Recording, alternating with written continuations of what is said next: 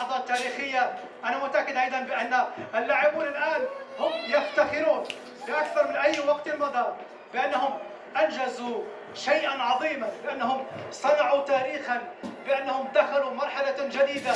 وأيضا نعلم بأن كرة القدم ليست مجرد كرة القدم، هي لعبة أي نعم بين 11 لاعب مقابل 11، ولكن كرة القدم لربما هي أيضا صناعة لكل شيء جديد جميل، صناعة لتاريخ.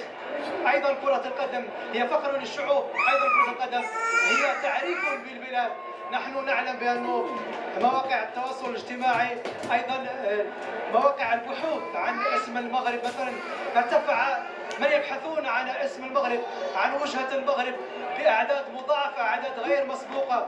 إذا كانت قطر تميزت بالفعل في تنظيم كأس العالم، في تنظيم نسخة استثنائية يتحدث عنها الجميع كما